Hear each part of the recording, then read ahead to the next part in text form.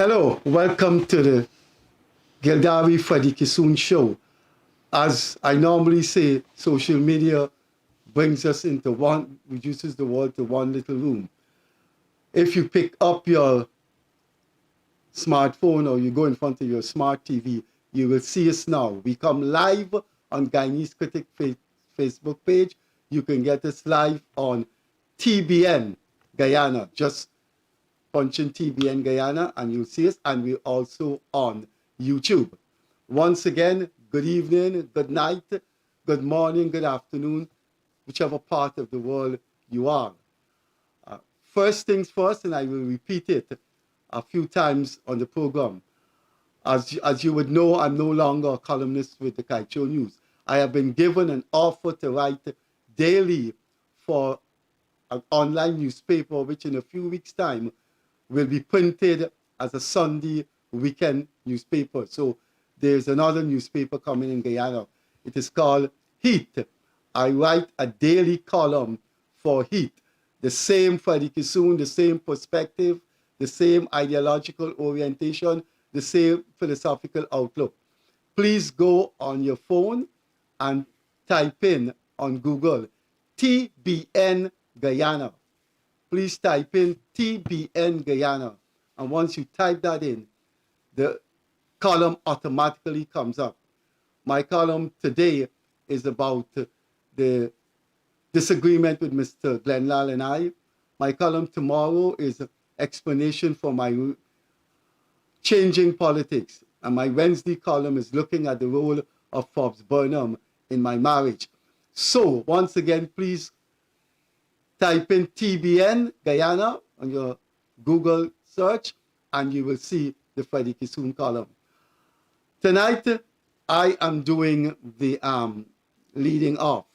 So before we introduce our guest, who I see some of me in him, and I will tell you about that after Gildarie makes his normal comments about things in and around Guyana. Leonard?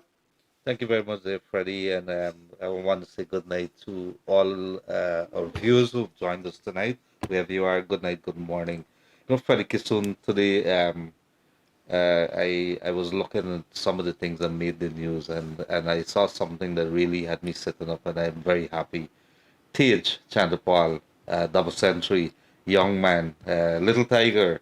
I'm really looking forward to see that young man grow. We know that he has the potential.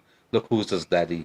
Let's see what he does for the West Indies, and let's hope that we see a little giant that is going to start coming up there and really bloom as he performs to the West Indies and make us even prouder. Um, something happened a couple of weeks back, and I was wondering why nobody paid attention. The Harbour Bridge. Somebody tapped in, somebody hacked into the Harbour Bridge. That little thing, that little red light that's there, that tells you what time the bridge is going to close, and they put some the cuss words on that, and they're investigating. Um, but the point with that, I think the government started looking into it because it's probably a security breach there. Because imagine some other things could have happened, but it just goes to show that particular story there, that particular incident of how our country is evolving. You would read about things like this that happens in North America and the rest of the world. Here you happen to have it in a very public place, something like that happened. Um, Over the weekend also, Freddie and folks, I would have had a look at a movie, Wakanda Forever, Letitia Wright. And let me tell you, if you have not seen that movie, I think you should have a look at it. If there's anything that we should be proud about, it's that young lady.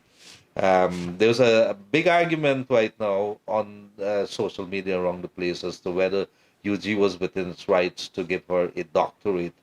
I don't know about that, but what I could say that Letitia Wright has taken and placed Guyana more on the map. If ExxonMobil and that discovery of oil and gas has not done it enough, Letitia Wright has really dug a hole and really cemented our place there. So I'm extremely proud of that young lady, and I hope that she goes very far and many more Letitia Wrights rising out from her ranks. I know we have a lot here In a few weeks, I think their movie is going to be coming out here from one of our locals, Mahadir Shabraj. I think he says he's going to be here. These are people, unsung heroes that we continue to have to showcase in Guyana. But enough of me. Over back to you, Freddie Kissoon, and let's get on with the show. People's business. Thank you, Gildarie. Our guest this evening appeared on this program months ago last year in a different capacity tonight here. He was a founding member of one of the opposition parties that contested the 2020 election, a new and united Guyana, ANUG, led by prominent lawyer and former Speaker of the House, Ralph Ramkaran. Mr. Yearwood, Jonathan Yearwood, is our guest. He is here in his capacity as a founding member, not of ANUG, but of a civil society group named Article 13. Jonathan Yearwood reminds me of myself in that one thing about him.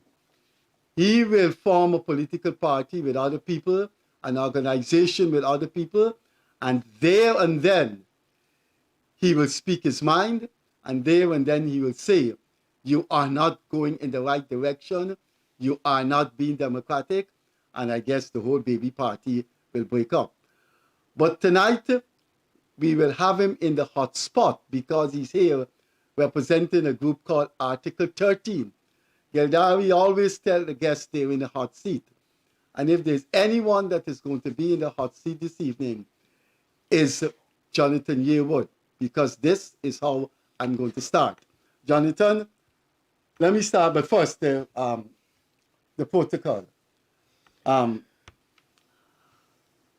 I had a disagreement with Mr. Glenlal over a column I wrote that Sunday, which was not carried, in which I disagreed with opposition statements, consistent opposition statements, and consistent pronouncement in the Kaicho News by G.H.K. Lal that there is a creeping apartheid.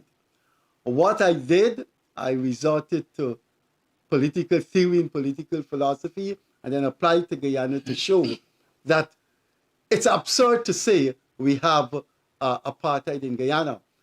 Mr. Lal disagreed with a comment, arguing with me that I should be describing apartheid rather than rejecting it. And he said that, I'm going to use his word now, he consulted two persons who, when they tell him walk, he walks. When they tell him run, he runs. He believes in their judgment. He named the two persons.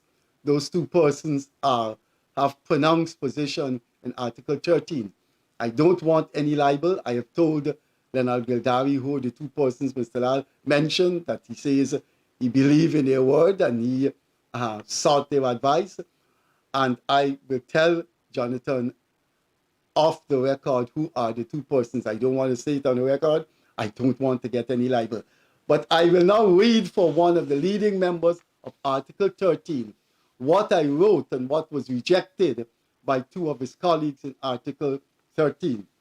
This is the part of the article that Mr. Lal and two members of Article 13 found was not the reality in Guyana, and therefore the article should not be carried. In Guyana, the coercive state apparatus is 95% African-dominated. State bureaucracy and its related organs are 95% African-dominated. The education system has a predominance of African teachers, in particular regions 4, 5, 9, and 10. In region 2, 3, and 6, there is no overwhelming numbers of Indian teachers. In tertiary education, the African presence is graphic. Guyana has only one state-owned university, and for the past 30 years it has been controlled by a small, incestuous cabal whose hegemony is impossible to dissolve. The university, started by Premier Chedi Jagan in 1963, has never had an Indian vice-chancellor. Simply put, in its 60-year-old history, there's never been an Indian head at UG. In state medical services, there is no Indian predominance in doctors, nurses, and auxiliary staff. In the legal community, there is no alarming numbers of African lawyers, comparatively speaking. The Indians and Africans are just about equal in the judiciary and magistracy. In sports, Indians are not represented in basketball, hockey, and soccer. In cricket, there is a marked presence of African players. In the entertainment business, this is an area where Africans are pronounced. This leaves us with the economy. The number of wealthy Indian entrepreneurs far outstrips their African counterparts. But it is vulgarization of academia to argue this constitutes an apartheid system. An overwhelming presence of Indians in the investment sector cannot constitute an apartheid system. In Guyana, poverty is equally pronounced among both major races. My wife and I went to 2 Muslim orphanages to make donations. None of the children were Africans. I'm asking Jonathan Yearwood, as one of the founding members of Article 13, what was written there, is that not a sociological reflection of Guyana, or do we have apartheid in Guyana? Good evening, folks. And Freddie, Leonard, thank you for inviting me here. And first of all, let me say congratulations to young Tej Chandrapal on your double century. I thoroughly enjoyed that. Well done. And I wish you all the best in the future with your cricket career. Coming to what you were discussing, were reading there just now,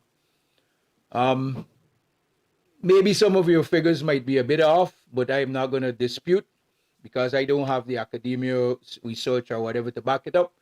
But I really and truly I personally can find little or no fault with what you have written. But I am not Article 13 by itself. And I can say categorically here and now that Article 13 has not, and I repeat, Article 13 has not discussed your article. So there we are. I'm assuming then that those 2 persons that Mr. Lal named, and I am going to give you their names, they then give Mr. Lal their advice in their individual capacities. But if that is so, as a social commentator and as an activist and an academic, I will definitely publicize those people's names and the position that they have argued that there is an apartheid system in Guyana.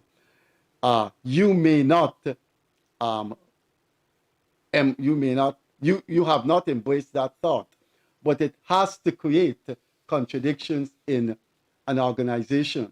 When 2 people feel that there is an apartheid system in Guyana and it should be discussed, and I know if there's any meeting of Article 13, it's going to be tempestuous because you're going to take your stand. Leonard? Mr. Yearwood, who are the principles within Article 13, and what exactly is Article 13? What is Article 13? Article 13 is a group of Guyanese who, after the 2020 fiasco with the elections and the advent of the new government, decided that we would like to have a way in which we can challenge, we can keep our government along the right path. We saw what took place under the previous government, and we certainly didn't want to have another government that is just abusing the constitution and doing whatever it is they felt like doing without being challenged. So a group of 3, 4 of us at the time got together. And I can name those 4 people because they're all public figures. There was myself, there was Christopher Ram, there was Yog Mahadio, and there was Raymond Gaskin. Raymond Gaskin eventually dropped out and decided that this was not what he wanted, and he went his way, and he is doing what he wants to do, which is fine by everybody, because everybody's entitled to their own feelings and their own direction they want to travel in, which is fine. Article 13 is basically looking at, if you read the Guyana Constitution, and Article 13 states that there must be consultation with stakeholders in decision-making processes by the government, which is basically what we were asking for. That if the government is going to make decisions on building roads through the jungle, through Amerindian territory, Amerindians should, in that territory, should at least be consulted to say, well, look, ABC is, we would like to do ABCD. How can we do this project with your approval and benefits to you as a community?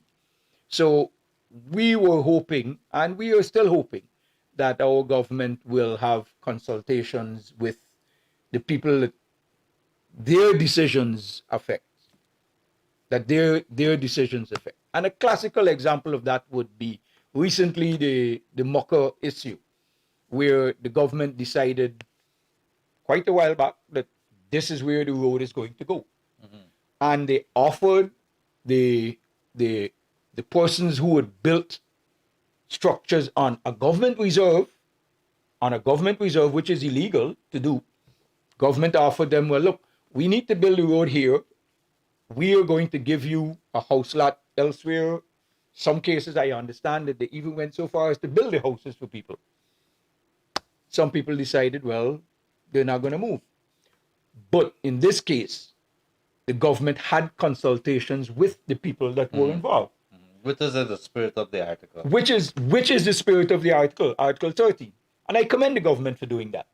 I may not necessarily commend them for the heavy-handedness in which they eventually ended up doing whatever they did. There are ways and means of getting everything done. But there are also time limits. Everything has to be done within time limits to get progress done. You can't sit back and wait 10 years for people to make a decision whether they're going to move or not. And then there are also other people who had ulterior moves that wanted to create a situation by telling some of these people to stay. Now, some person built a house, I said, and they said it was valued at $55 million. Who in God's name is going to build a house valued $55 million on a government reserve? That has to be built cash, because no bank is going to lend you a mortgage on property, on land that you don't own. So if you're going to build a house $55 million that is cash, why don't you just go and buy a piece of land, take a government land, government is giving away land, and build a property. After that, nobody can come and say that they own that land.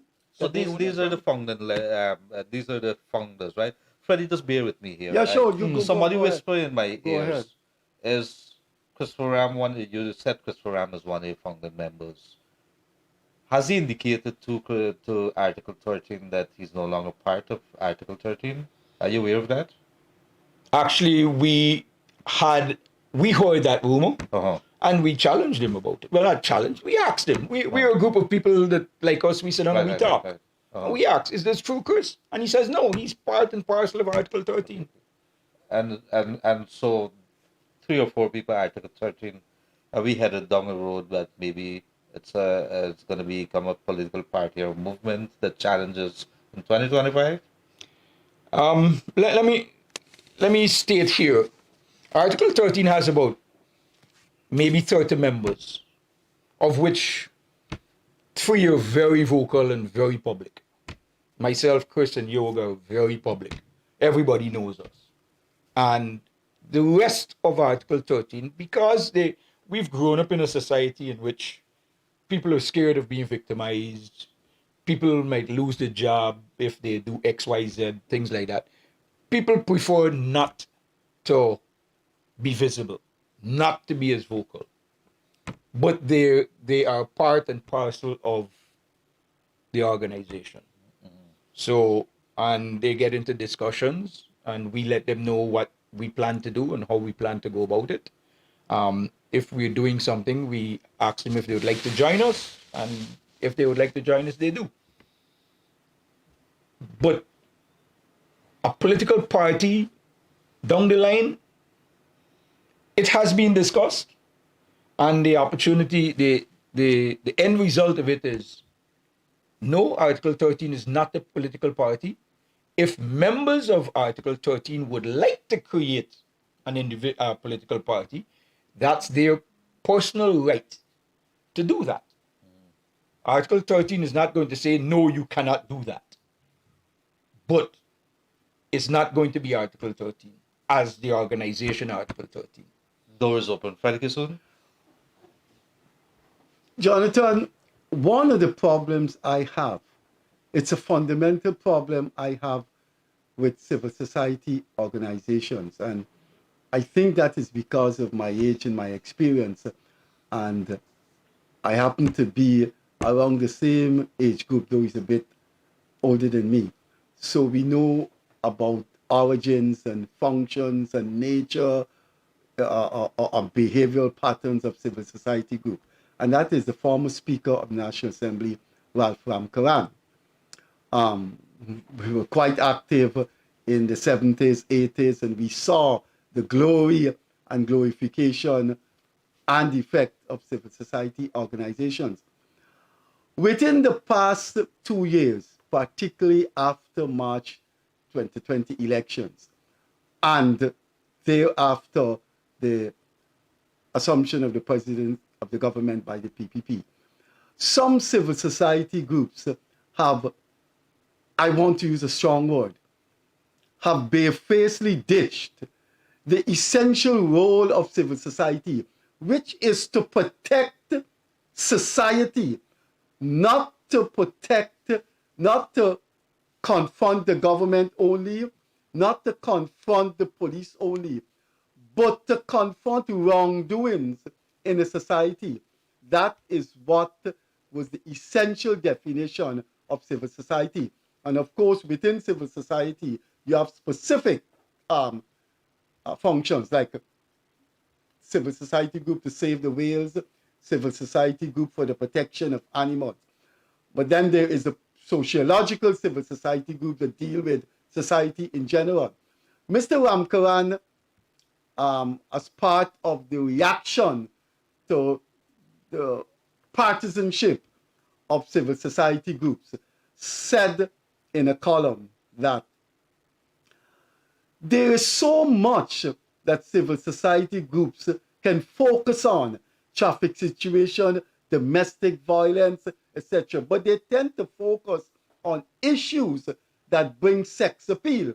And I found that to be so beautifully put that I've kept using it in my writings. And I just don't seem to understand why civil society groups just keep picking or pointing to the government must do this, the government must do that, when in fact there are serious threats to democracy in Guyana by other groups. I give you an example. The nature of the private press in Guyana, I've never seen it so alarming in all my 55 years of activism as I've seen it now. It seems to me that we have two types of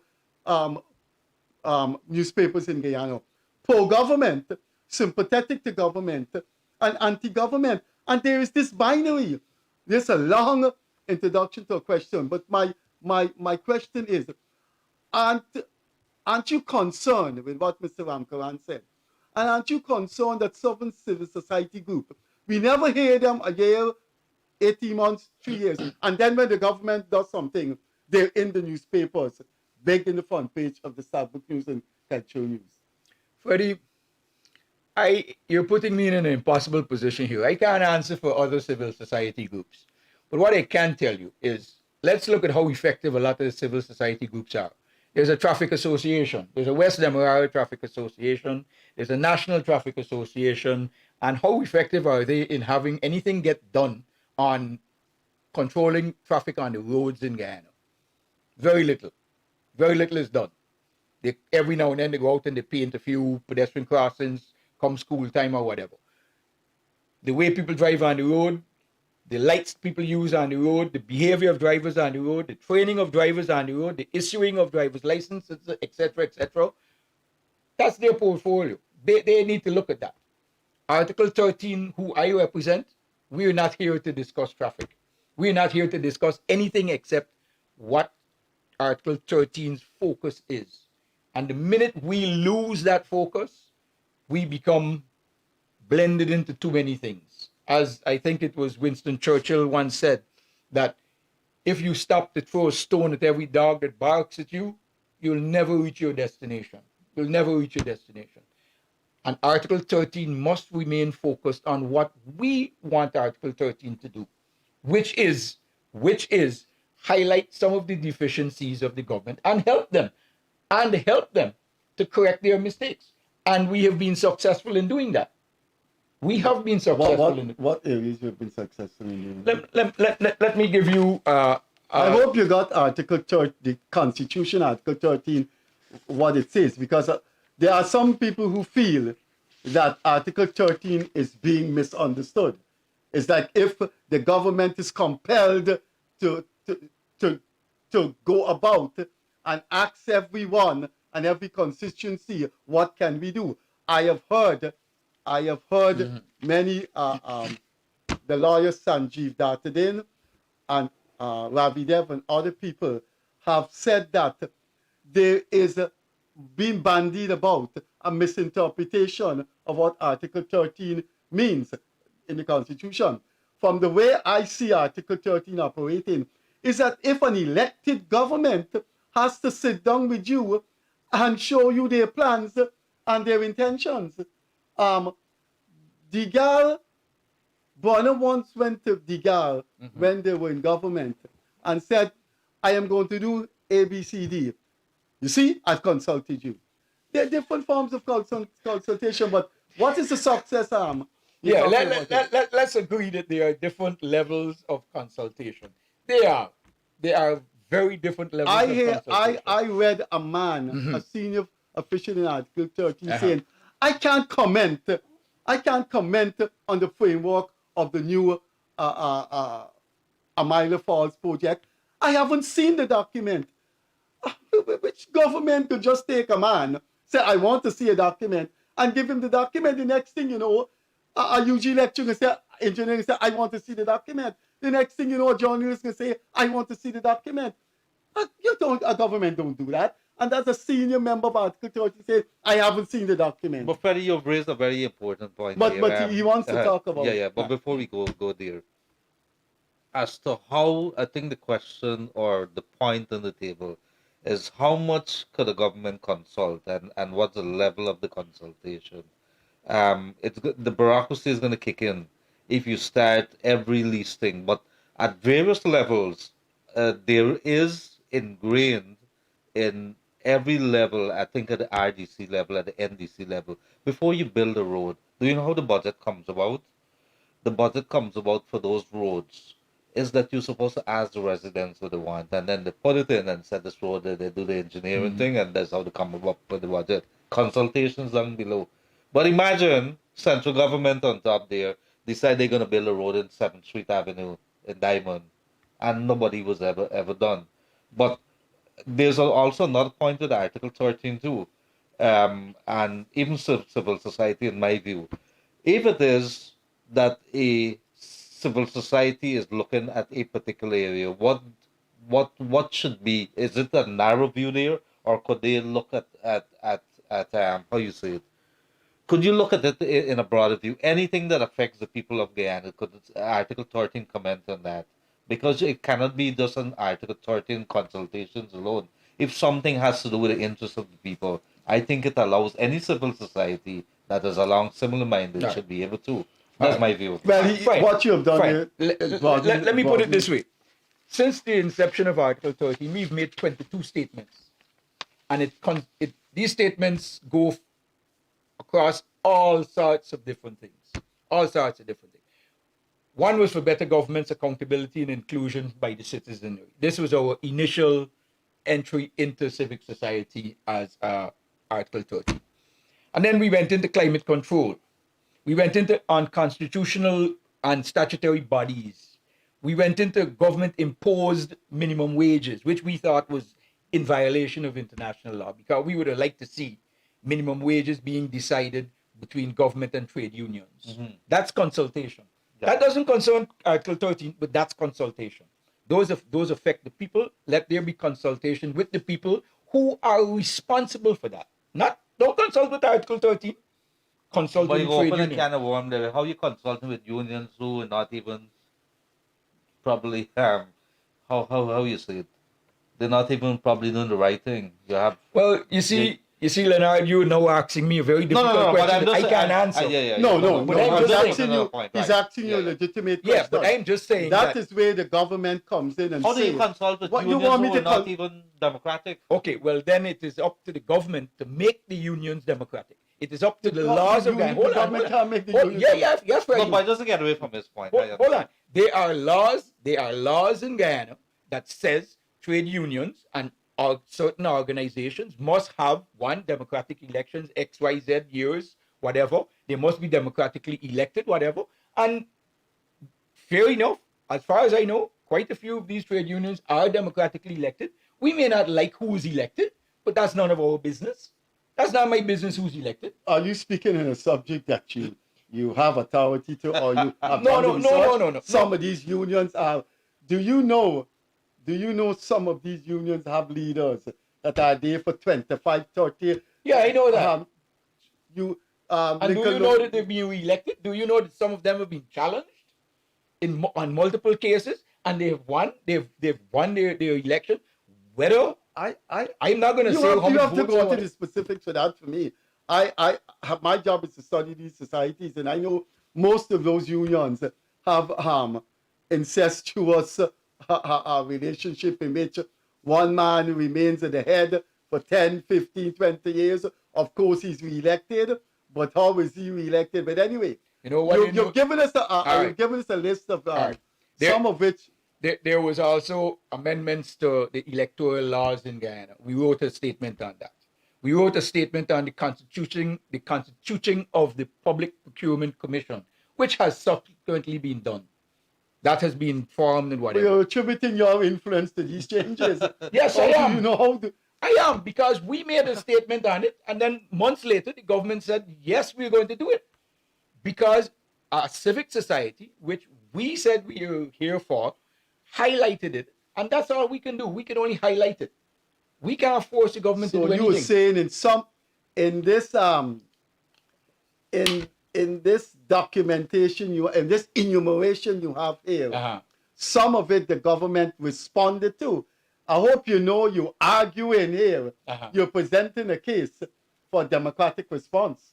That's fine. You came here on this program and you said you've been able to influence a group of people that the society hardly knows have been able to influence the government.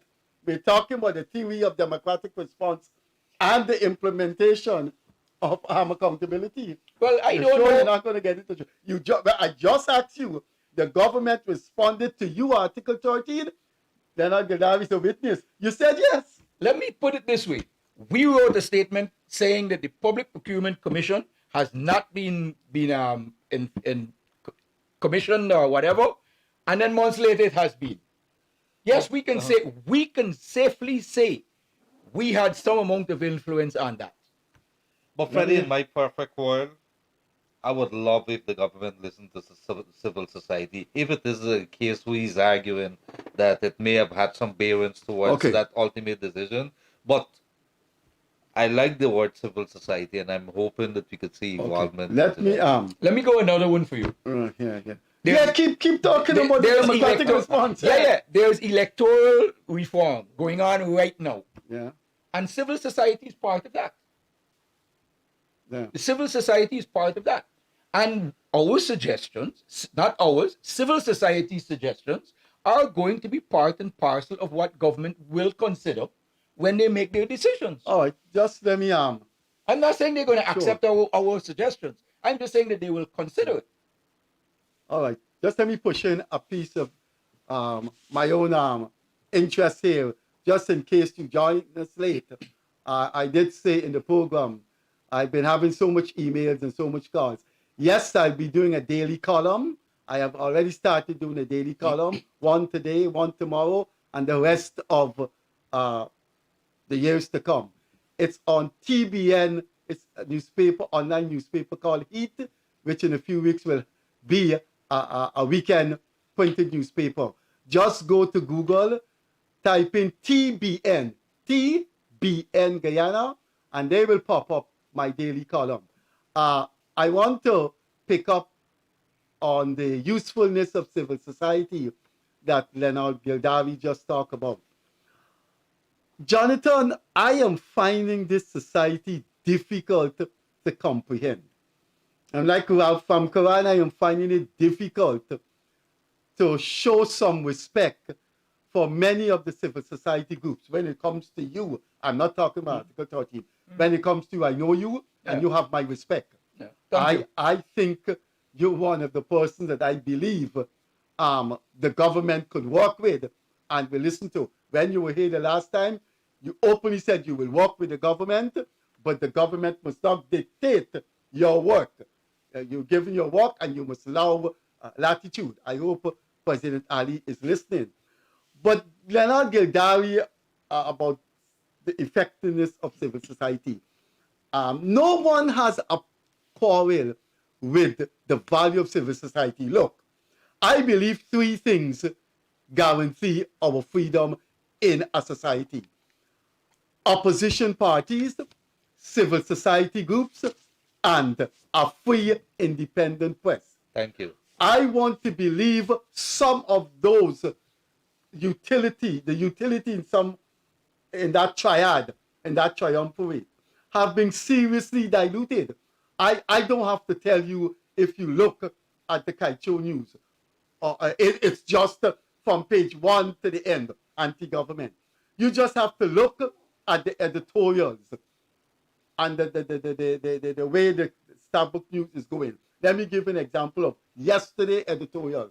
And I said, oh my God, man, this is overdoing it. The president said once a month he will go out and reach people. There is an editorial in Starbucks, please read it, in which it condemns that type of action because it says when the president go out and reach people once a month, it is doing two things. It is instilling in people the willingness to go and meet the president and tell him what they want. And in going out there, he is bypassing the regional authority. In any society, if a president says he's going to travel around the country frequently and meet people, how at a common sense level that could be rejected? People want to see central leaders. People want to interact with them. And my point is, God knows I'm carrying on too long. My point is, civil society, the press, and opposition parties, Leonard Gildarie pointed about trade unions, they are not shaping their activism in such a way that they could influence central government and central government could respect them. There is too much But therein lies the hypocrisy. problem, Freddie Kissoon. I'm sorry, Jonathan. Therein lies the problem. I think civil society has lost all credibility, or the majority of them has lost all credibility. And so if the government engage or not engage is the same thing. Because they've aligned themselves politically. They have not done things democratically, even within the structures that they have there. Leonard Gildarie, I have to cut you. Man, the 2020 election. this man who's sitting down here symbolizes the revulsion of a group of people to deny people their right to vote. Jonathan Yearwood stood valiantly and opposed election rigging. There is a civil society group called Guyana Human Rights Association. Not one word, Leonard Gildarie. There's another group called Transparency Institute Guyana. We had an opaque 5 months election process, opaque. And that group named Transparency. The Trade Union Council. I mean, how could someone watch what was going on? And he has to shut his mouth now when you talk about credibility of civil society, because he was one of the fiercest defenders of democracy until he got assaulted for his right You know, I'm going to remind people about that. but Jonathan, Johnny, how you let the could- man talk. Let the Freddie, man talk. let me take you back to your editorial yesterday. And my answer to you is very simple. Just look to see who is the current editor of that newspaper and look to the history of that editor. Which newspaper are you talking about here? He's talking which the Starbuck News. no, we weren't talking Starbuck News just. They wrote the editorial. Maybe I said another newspaper. They wrote the editorial. No. But I have to give you a revelation here that I am the guy in journalism. I'm the guy in political activism. I have to give you a piece of information that is a revelation. I could call 5 people outside of the Starbuck News that do editorials for. In no paper, the editor writes an editorial once every day. Every paper have a cluster of editorial writers. The editor may know a particular business guy, and he asks him to do an editorial on a piece of legislation dealing with business. There are 5 persons I know that do editorials for the Starbuck. I'm not saying every week. And those people are inflexibly anti-PPP. Inflexibly. I am quite happy to share this information with you off when the program is finished. I like to do that because I think people should learn these things. Well, this was my point that I was about to make. If you look at the editors of, and as you say, the editor means in some cases a collection of people who might be Do editorial writing. What is their political bias? What is their line of thought? And that determines what direction the newspaper will take. So in that way, you will end up with a newspaper that is either pro-government, anti-government, or hopefully straight down the middle line, which is unbiased. Where are we today? It is assumed right now that one newspaper is anti-government, one is state-owned, which means it's pro-government. Another one is owned by people who are friends with friends of government, which a lot of people assume is pro-government. And one which is supposed to be, in my view, middle down the line, that it's supposed to be the one newspaper that is the shining light that is supposed to give a balanced review, a balanced view of all sides. And you don't see that one faltering? That paper told. Hold on. You've concluded one of the newspapers. I know the tree called. Yeah, but it's the reader's perception. It's the reader. You might say that one newspaper is faltering. Somebody else might say, hey, they're doing a great job. It all depends on the reader's perception of what that newspaper is doing. And that will turn out to be what they're seeing. It also depends on how the Guyanese people feel about what Article 13 is doing. Exactly. I quite agree with that. We still have to do our analysis and look at trends in society. And I agree with you. How the Guyanese people look at Article 13 and decide, are we doing a good job? Are we doing a bad job? Are they hate us? They love us? They dislike us? They want to kill us? They want to kick us out? That's the Guyanese perception. And we will have to work towards changing the perception to what we would like it to be. I can state here categorically, Article 13 is not anti-government. It is not anti-government. Actually, Article 13 would love to be able to help the government to be a better government. Because, and I'll tell you why, because our opposition parties, all of our opposition parties, have failed Guyana for the last 2 years. Since this government has gone into power in 2020, in August 2nd, 2020, every single opposition party has failed Guyana. None has stepped up to be an adequate opposition party. You're talking about Anug. I said all opposition parties. You want to make that broad statement? Yes, I am making that broad statement. Because I don't see it happening. That's my perception of it. That's my perception of it. I don't see it happening. I don't see any political party stepping up to say, your government we can work with you. We need to do this. We need to do that. No, everything is you do A, oh, we must do B. But Article 13 behaves like that. No, we don't. You know what No, I we love don't. about this conversation? I remember a couple of faces that popped out in the 2020 elections. Brian Max, my friend My neighbor. Jonathan, We live in the same compound. Jonathan Yearwood. And there were so many other people who were sleeping. Forgive me if you guys are watching, I can't remember all the names. But there's so many people that was out there. We had a couple of them from Annog and so here. Of course, our lawyer friend that is part of Annog now, that was so very vocal. But Freddie, I think for society to progress and for us to have the kind of maturity that we've been talking about, you got to encourage the kind of conversation that we have here, and that you must be able to call out, criticize. And I think what Jonathan is saying here, if you could say to the government, this is where we want to see a better government. What is wrong with that? And I think here, Finale, being the kind of person that I'm seeing where he is, I think I saw a picture of you meeting him recently as president of Guyana. He would do very well to cultivate or to push that kind of maturity coming from our, if you want to call yourself as an individual, as civil society. I would like to see that. You know the casualty in this bitter binary of opposition, and by opposition I mean civil society, the press, anti-government press, the two main opposition parties.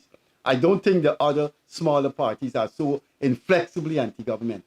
But the casualty in such a volcanic seething waiting to erupt is people like him. You see, the problem with civil society, the so-called independent press, is that, and I've argued this decades and decades ago, you're not going to get a government to change, to listen to you, if they feel that you have an agenda, if they feel you have an ethnic bias, if they feel you're out to get them for political purposes. A government is going to listen, and he just said that they had some success. A government is going to listen to people who they feel are independent, are fair-minded. When you look at the private media, when you look at civil society groups, they do a lot of harm to democracy because the government don't listen to them. You cannot get the village head. You cannot get the village head cannot get respect from the chief of police in the village when the village head goes about coercing vendors to give him fruits and to give him vegetables and meat. And then he gets to the chief of police in the village and say, "You're not doing your work. There's no patrol." The chief of police can say, who are you to tell me that? And I have seen over the past 20, 30, 40 years with Forbes Burnham, right? Mr. Burnham had total contempt for the WPA. He used to call them those middle class, a bad word that I don't want to use. I think if you have, and I am saying tonight, I know this guy. I think if he forms a civil society group, he would be even. There are people like Jonathan Yearwood, Ravi Dev, Ralph Ramkaran. They are not anti-government. They're not pro-government. And sometimes they will lean in different ways. But you feel, a government feel that they can deal with them. But I don't think the government feel it can deal with many of these civil society. You talk about the credibility of the players. Yes, and yes. that's what you talk about. Yeah, I mean, Jonathan, how do you feel about that? But hear this logic, Freddie. The government, regardless of who is the government has a huge target on its back at all times. Regardless of who's the government, there's a target on a government's back. And it's a target, it's an easy target for most people. It's a very easy target to sit back and condemn a government for doing whatever the government does. Because the government can never please 100% of its people. Never. So don't even attempt to go there. However, a balanced civil society will also support government along the way in doing certain things. Speak for yourself, Jonathan. Well, I Speak for yourself, would want to think Jonathan Yearwood. I would want to think that Article 13 has been doing that. Look, We don't have to come out. We don't have to come out and say every time the government does something, yay, hooray to the government. no, but No, it we makes don't. the government feel that you're No. independent and fair-minded. Yeah, but When you look at- where matters are concerned, where important matters are concerned, we do that. We don't have to do it with every nitty-gritty. Next thing you know, people say we brung nose in the government. But why and you, we- why we you being want to marked worry out by with the what government? people say? You have to No. do what you have to do. Yes, but as Gildarie, I'm saying, don't we No, have to are do you what saying, we- Freddie Kissoon, am I hearing you correctly? Are you saying that as civil society should give kudos to the government when it's due, but also criticize them? And the government feels How do you that feel you're with that? dealing with independent That is people. what I am saying. That is what I am saying. What Freddie is saying is that what I'm No, getting. he's saying that you're criticizing too much. What I am getting from Freddie is that Freddie wants us to give, and I may be wrong here, Freddie. Freddie wants us to give kudos for every single thing the government does. No, I never said that. No, man. Well, I no, don't expect Okay, civil society okay, to but do that. that's what's coming across. But to if me. you think so that the That's- question is wrong, so I now- disagree. I disagree. I am genuinely in favor of the presidency of Dr. Ali, and I would like to see him do well. And I do not agree with the budget, a part of the budget that increased public assistance from 14 to 16. Well, that's constructive Right. criticism I- right there. I don't- Are you saying to the government do better? Right. I think it should have been, on this program, I said it should be from 14 to 20. I think it went from 25 to 28. No, that's old age. That's senior Oh, citizen yeah, pension. yeah, okay. From a public assistance. Okay, There's okay. the people who can't do anything better. They need. Mm-hmm. My. If you look, you look. Let me show the if the cameraman Mm-hmm. Article 13. Look, he's representing Article 13 here. Yes. You see it big there, Article 13. Good. If you look at that, I have seen you, Uh-huh. and I keep stressing this because I know you. I keep stressing this. You appeared on this program before, and you appeared on this program the second time, but in a different capacity. I find you to be somebody. I have seen, I meet people like that, who would criticize opposition parties, who would criticize civil society groups. But you got certain people, and there's some of them in Article 13. They don't make the government feel that they could reason with them. Everything, every sector of, if it's oil, if it's finance, there is an open criticism. It's not, well, let's meet halfway. That area is not bad. That area is plausible. The other area we would like to see changes. And I think what happens is that a government becomes so besieged that they refuse to listen, and people like you become collateral damage. But we at Article 13, we try to only talk about important topics. And I'll give you an example where we sided with our government. We spoke about the Ukraine-Russian war. When our government stepped out and said, look, we don't like what you're doing. Article 13 wrote a statement about that. What's that? You have to explain that to us. The Ukraine-Russia war. Yeah, what the government did and what you said. Our government came out and condemned it. And Yeah, Article individual. 13 wrote a statement agreeing with it, agreeing with the condemnation. No, that. Oh my, No. Oh my Hold on, goodness. hold on. That, no, man, that can't be a plus for you. That's commonsensical. You can't invade a could've sovereign. said- You can't invade a sovereign country. Freddie, It is to the advantage of anybody. No, but Article 13 believe. But that- Freddie, that many he people agrees, stayed right? silent. No, No, Many but you people endorse the stayed government.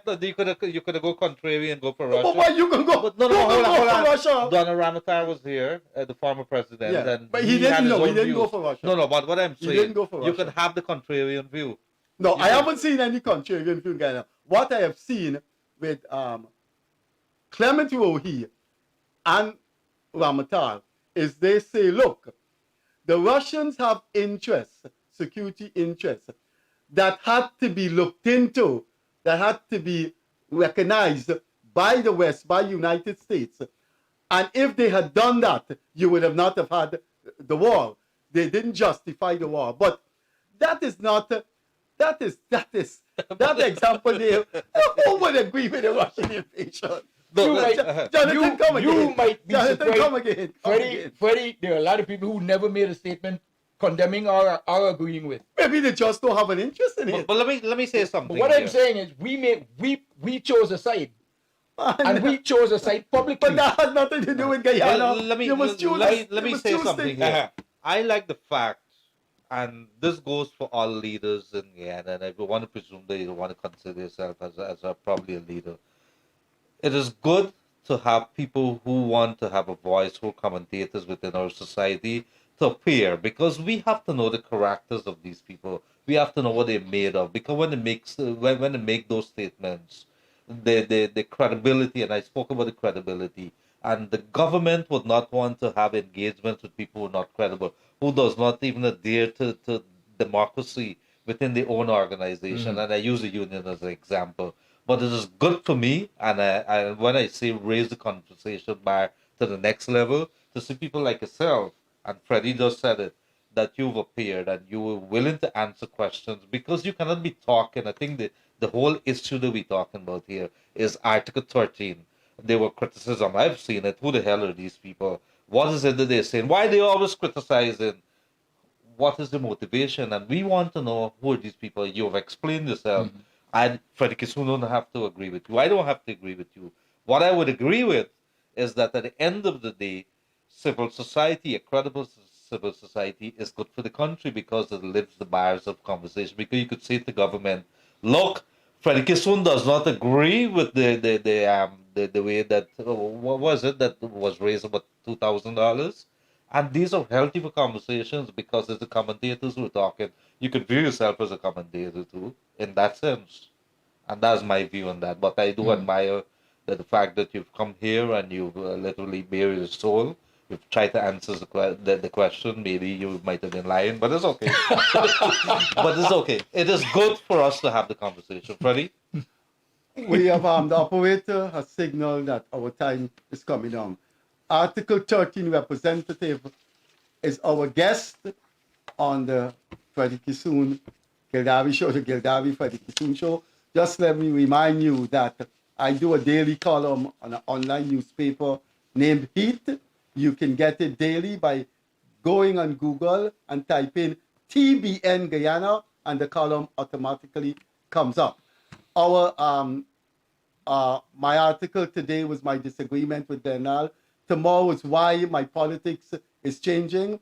And Wednesday, I look at the role of Forbes Burnham played in my marriage. The operator signal us it's time to go. Quickly, Jonathan, please address our viewers. We have quite a number of viewers in Guyana and the diaspora. Well, let us know. First of all, I'd like to say thank you for having me here today. We will have tonight. you again. And I would just like to say to all viewers out there, Article 13 is not anti-government. Our sole aim is to provide, or to help provide, the ordinary Guyanese with a better government. That's all we're asking for, a better government to the best that we can have in Guyana. Ladies and gentlemen, thank you for listening to me. Thank you, Freddie, for inviting me. Leonard, for having me here. Thank you all, and good night to you. Leonard, you want to say a few words, or about to say the time is gone? Oh, no, thank you very much. As always, it's been a pleasure. And Freddie has the floor tonight. Like I said before, I like this kind of conversation. Anything to do to lift this country, to make us a better people, to do with the development of this country. I'm part of that. My thoughts have gone very far and be deep as Freddie into these kind of topics. But when it comes, I know what I want my kids to grow up into, the kind of society. I know what I want the government to do, a society that is fair, that the judiciary works, that the government hold themselves accountable, and the rules and regulations that we work within, and maybe a better police force as well. These are the things that I look forward to, Freddie. Thank you, Leonard. Thank you, our guests. The fiercely independent-minded Jonathan Yearwood. I did say to him one day in the supermarket, I see a little bit of me in you, and I believe as he go along, he may have some problems with the organization he found himself in. I cannot go into further detail, but I know there was one time he did find himself in a matter of principle when it came to Article 13. But it's people like Jonathan Yearwood. I can cite other people, Michael Carrington of the AFC. These are kind of people that appear not to be part of the PPP, not to be part of a PPP aligned group. But they are people that the PPP and the PPP government could work with. And Jonathan Yearwood once said in this program that he would work with President Ali, but he would like his independence. And I mean, who wouldn't want that? No one, I support, I have said this and I've been accused of taking money from Baba Jagdeo. Oh God, Mr. Lal went on the radio program and said how much money I'm being paid by Baba Jagdeo, etc. Which I wish I got that money. If Mr. Jagdeo is listening, please write a check for me in a couple million. But I support Dr. Ali. I think his presidency is headed in the right direction. This is not the kind of questionable government we've had in the past. I think the man means well, and he has all resources at his disposal. I hope he doesn't falter. But that doesn't mean you have to be sycophantic to the government. That doesn't mean you have to go and embrace everything the government says. Likewise, you don't have to, Jonathan Yearwood, Michael Carrington, and a set of people who are not in PPP aligned organization don't have to be, you don't have to treat them as if they're not PPP and then you distance yourself from them. You can work with them. And I would appeal to the relevant power brokers to look at people like Jonathan Yearwood and see Michael Carrington. I've known Michael Carrington for so long, he's the AFC. And I think Michael Carrington can serve the people of Guyana well. So with those closing remarks, we will have the other guests on Wednesday and the show go on. Don't forget, I know some people may say again, I do a daily column now on an online newspaper, Heat. You can get it by going to YouTube, type in TBN Guyana, and the column will come up, and you will see it every day. Thanks for being with us. This has been the Gildarie Freddie Kissoon Show. We come to you 3 times a week at 8:30. The program lasts at 9:30. Till 9:30, we come on you live on Guyanese Critic Facebook page. You can get it on TBN News and on YouTube. Just go to YouTube and you'll see the program as it just ended. Once again, thanks to my co-host, the evergreen journalist Leonard Gildarie, the fiercely outspoken civil society activist Jonathan Yearwood, and of course yours truly, Frederick Kissoon, not Freddie. Bye-bye.